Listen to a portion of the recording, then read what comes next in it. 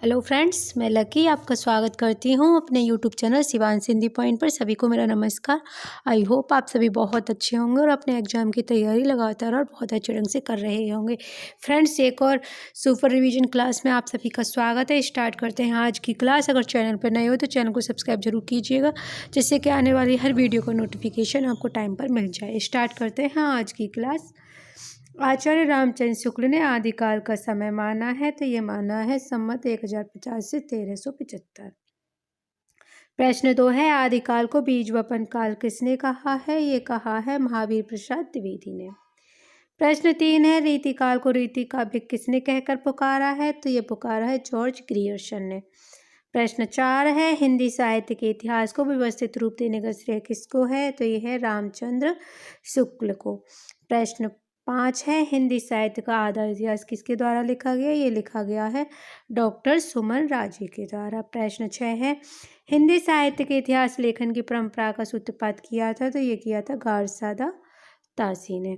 प्रश्न 7 है, हिंदी साहित्य के संदर्भ में गारसादा तासी का किस रूप में उल्लेख किया जाता है? तो ये किया जाता है इतिहासकार के रूप में। प्रश्न 8 है, ब्रज माधुरी सार किसकी रचना है? तो ये रचना है वियोगी हरि की। प्रश्न 9 है, काशी नागरी प्रचारणी सभा के संस्थापक में कौन कौन थे? तो ये थे बाबू श्याम सुंदर दास, रामनारायण मिश्र, ठाकुर शिव कुमार सिंह, तीनों ही थे। प्रश्न 10 है, अपभ्रंश को पुरानी हिंदी नामकरण किसने दिया था? ये दिया था चंद्रधर शर्मा गुलेरी ने। प्रश्न 11 है, साहित्य जनसमूह के हृदय का विकास है किसने कहा है? ये कहा है बालकृष्ण भट्ट ने। प्रश्न 12 है, हिंदी साहित्य का अतीत के लेखक है? तो यह है विश्वनाथ प्रसाद मिश्र। प्रश्न 13, मनुष्य ही साहित्य का लक्ष्य है किसका कथन है? यह है हजारी प्रसाद द्विवेदी का। प्रश्न 14 है, हिंदी साहित्य और संवेदना का विकास किसके द्वारा रचित है? यह रचित है डॉक्टर रामस्वरूप चतुर्वेदी के द्वारा। प्रश्न 15 है, हिंदी साहित्य के इतिहास लेखन में काल विभाजन और नामकरण का प्रथम प्रयास करने वाले हैं? तो ये हैं डॉक्टर ग्रियर्सन।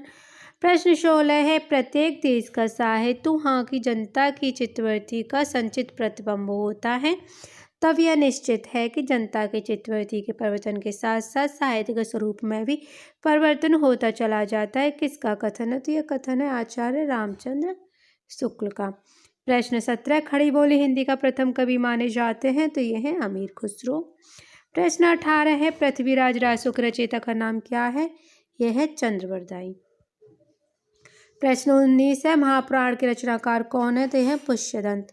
प्रश्न 20 है, नाथ संप्रदाय के प्रवर्तक कौन थे? तो ये थे गोरखनाथ। प्रश्न 21 है, बीसल देव रासो की नायिका का नाम क्या है? यह है राजमती। प्रश्न 22 है, लौकिक चरित्र काव्य भी माना जाता है? तो यह है भविष्यतः कहा।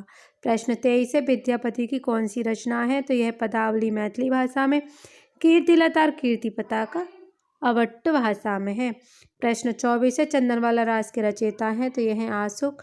प्रश्न 25 है, भरत मुनि ने अपभ्रंश को नाम दिया है? तो ये दिया है देश भाषा। प्रश्न 26 है, पृथ्वीराज रासो में कितने सर्ग हैं? तो ये हैं 69।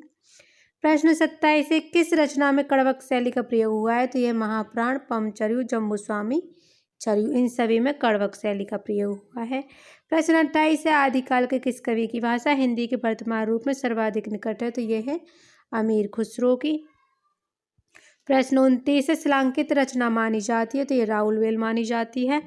प्रश्न 30 है, बौद्ध धर्म के सिद्धांत में देश की बदलती हुई परिस्थितियों ने जिन नवीन भावनाओं की सृष्टि की, उन्हीं के परिणाम स्वरूप सिद्ध साहित्य की रूपरेखा तैयार हुई, कथन किसका है? तो ये राम कुमार वर्मा का है। प्रश्न 31 है, भरतेश्वर बाहुबली राज किस काव्य धारा का ग्रंथ है? तो ये जैन साहित्य सालभद्र सूरी द्वारा रचित रचना है। प्रश्न 32 है, दब्ब साह पयास नामक अपभ्रंश में लिखित रचना किसकी है? तो ये देवसेन की है। प्रश्न 33 है, संदेश रासक किस प्रकार का काव्य ग्रंथ है? तो यह खंड काव्य है, अब्दुल रहमान का है। प्रश्न 34 है, कौन सिद्धों तथा नाथों की सूची में अभयनिष्ठ है? तो यह है सरहापात। प्रश्न 35 है, पहले जैसे गाथा या कहा कहने से प्राकृत का बोध होता था, वैसे ही पीछे कहने से अपभ्रंश या लोक प्रचलित काव्य भाषा का बोध होने लगा। आचार्य शुक्ल ने इस कथन के रिक्त स्थान में क्या होगा? तो ये होगा दोहा या दूहा। 36 है, आलाखंड नाम से प्रसिद्ध रचना कौन सी है? तो ये परमाल रासो जगनिक की रचना है। प्रश्न 37 है, गद्य पद्य मिश्रित चंपू काव्य प्राचीनतम हिंदी कृति है, राहुल वेल रोड़ा कवि की है। प्रश्न 38 है, पुस्तक जल्लड़ हत्थ दय चलगत जन नपकाज पंक्ति किससे संबंधित है? ये चंद्रवरदाई से संबंधित है। पृथ्वीराज रासो से ली गई पंक्तियां हैं। प्रश्न 39 है, आदिकाल के काव्य की प्रधान भाषा थी, तो ये डिंगल पिंगल मिश्रित, राजस्थानी अपभ्रंश डिंगल, राजस्थानी ब्रजभाषा पिंगल। प्रश्न 40 है, अमीर खुसरो का मूल नाम क्या था? तो ये तो अबुल हसन, और इनकी और भी रचनाएं खलिकवारी, पहेलियां, मुकुरियां, दो सुखने, गजल। प्रश्न 41 है, रानी केतकी की कहानी की रचनाकार हैं? तो ये थी ईसा अल्लाह खां। प्रश्न 42 में हिंदुस्तान की तूतियों कथन किसका है? तो ये अमीर खुसरो का है। 43 है, विक्रम की 7वीं शताब्दी से 11वीं शताब्दी तक अपभ्रंश की प्रधानता रही, फिर वह पुरानी हिंदी में परिणत हो गई, किसका कथन है? तो यह है चंद्रधर शर्मा गुलेरी ने कहा है। प्रश्न 44 है, पाहुण दोहा ग्रंथ के रचनाकार कौन थे? तो ये थे राम सिंह। प्रश्न 45 है, गोरा बादल की कथा किसके द्वारा रचित है? ये जटमल के द्वारा रचित है। प्रश्न 46 है, रणमल्ल छंद का रचयिता कौन है? तो ये श्रीधर हैं। 47 है, पृथ्वीराज रासो किसकी अनुरक्त था? तो ये संयुक्ता के प्रति था। प्रश्न 48 है, विशल देव रासो के रचनाकार कौन है? तो ये नरपति नाला है। प्रश्न 49 है, आत्मबोध किसकी रचना है? तो ये गोरखनाथ की रचना है।